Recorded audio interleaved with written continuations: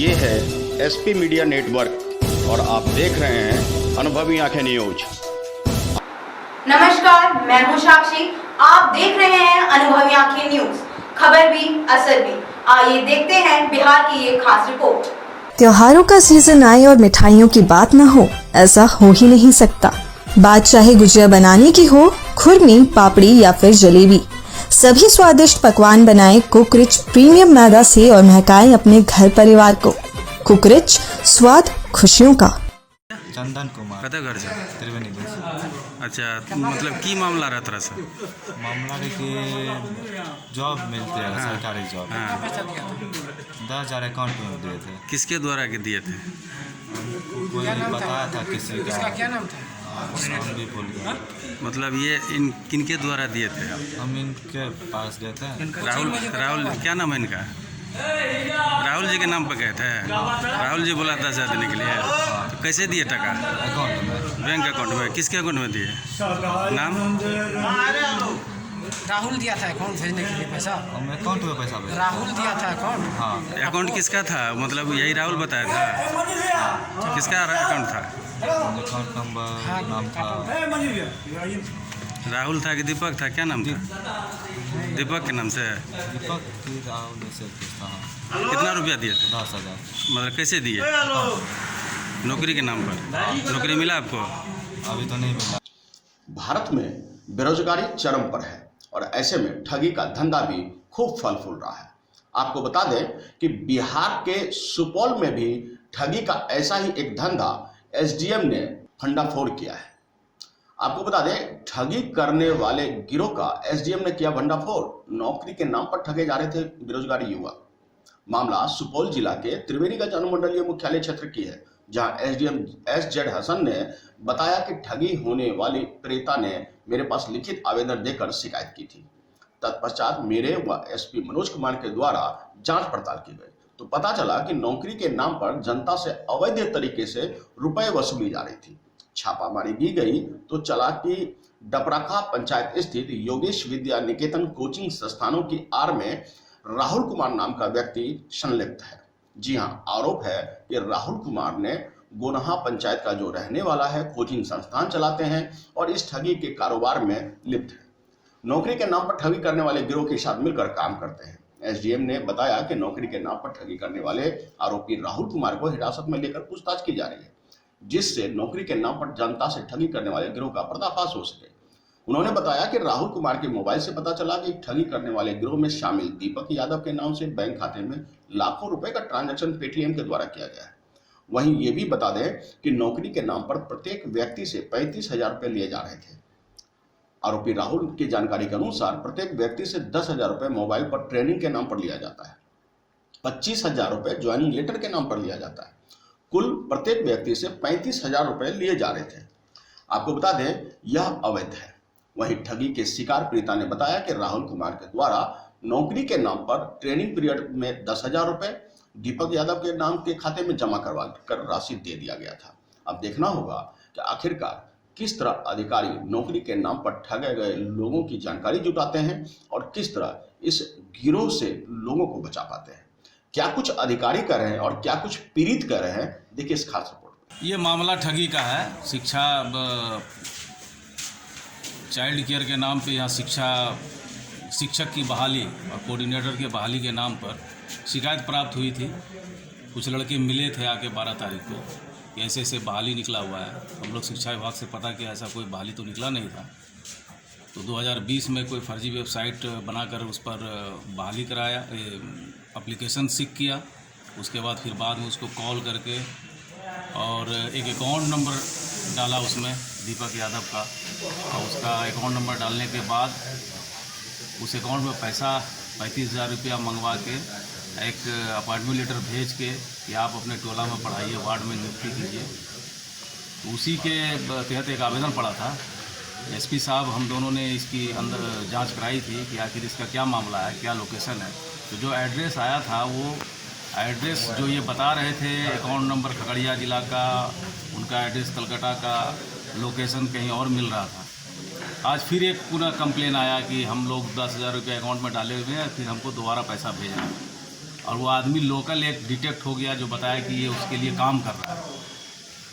तो राहुल कुमार एक कोचिंग चलाता है यहाँ पे, तो उसको फिर हम लोग देखे तो उसको लाए हैं पूछताछ के लिए, और उसके द्वारा बताया गया कि हम कोऑर्डिनेटर के रूप में उनके लिए काम कर रहे थे। उसका मोबाइल जो सीज किया गया, उस मोबाइल में जो साक्ष्य है इससे पता चल रहा है कि इसकी भी संलिप्तता है।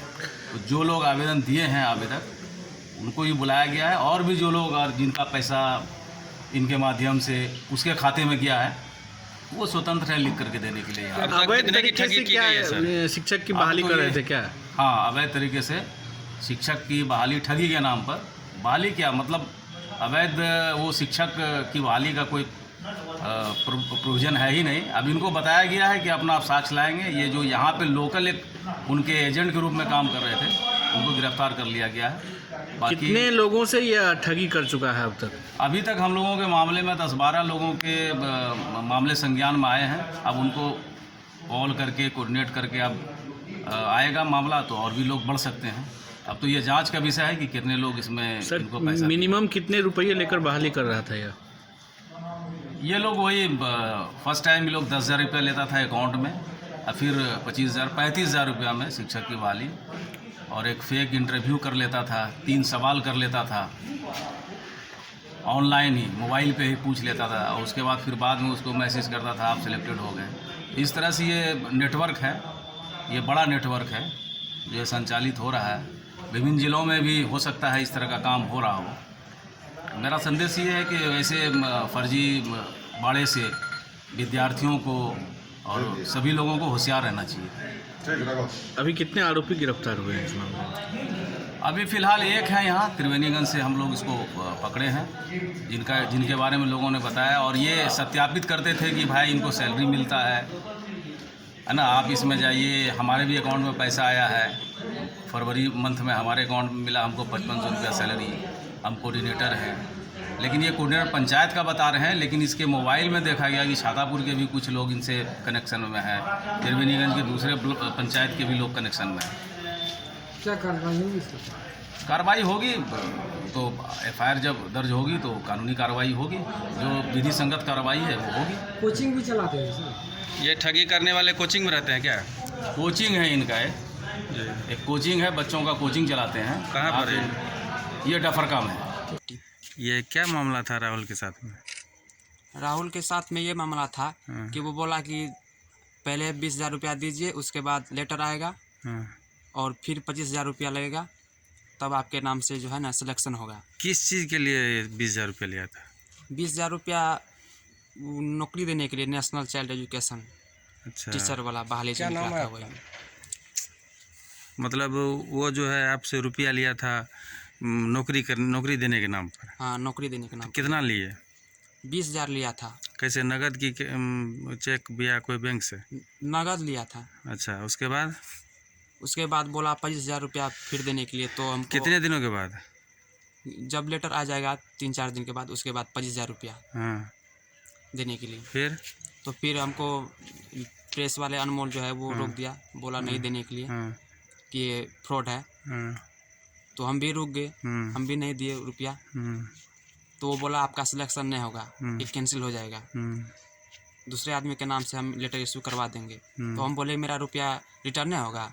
तो बोला नहीं, अब नहीं होगा, क्योंकि तुम्हारा नाम से लेटर जो है इशू हो गया। फिर भी हम उसको प्रयास किए कि मेरा रुपया रिटर्न कर दीजिए, लेकिन वो बोल रहा था नहीं होगा रिटर्न। अच्छा, बाद में फिर कितना बोला, कैसे पैसा देने के लिए बोल रहा था? अकाउंट में कि क्या? हाँ, अकाउंट में डालने के लिए बोल रहा था। बाद में कितना रुपया? 25,000 रुपया। अकाउंट नंबर दिया था क्या? हाँ, अकाउंट नंबर भी दिया था। किसके नाम से था? दीपक यादव। बता दें कि मामूली सी सिपाही की भर्ती, जो 8,415 सिपाही की भर्ती के लिए लाखों आवेदन मिलते हैं, इससे अंदाजा लग जाता है कि बेरोजगार किस कदर परेशान है और किस कदर एक 8,415 नौकरियों के लिए लाखों आवेदन आ जाते हैं। तो अंदाजा लगाइए कि बेरोजगारी का आलम क्या है। और ऐसे में अगर कोई नौकरी का झांसा देकर रुपए ठग रहा हो तो निश्चित रूप से यह और भी पीड़ाजनक है। आम लोग हताहत है, हकलान है गरीबी से और बेरोजगारी से। ऐसे में अगर रोशनी की कोई किरण दिखती है तो आंख बंद कर लोग विश्वास कर बैठते हैं और अपनी गाढ़ी कमाई, अपने माँ बाप की कमाई, पूंजी या कर्ज पर लेकर निवेश कर देते हैं। बाद में ठगे जाने का एहसास होता है। तो सावधान रहिए। आपके लिए यह आवश्यक है कि किसी भी इस तरह की काम में अपने आप को लिप्त करने से पहले या इस तरह के किसी जॉब के लिए पैसे देने से पहले इसकी खूब अच्छी तरह जांच पड़ताल करें। बिना जांच पड़ताल के आप अंततः ठगे ही जाएंगे। ब्यूरो रिपोर्ट, अनुभवी आंखें न्यूज, सुपौल। हमारे चैनल को सब्सक्राइब एवं लाइक करना ना भूलें।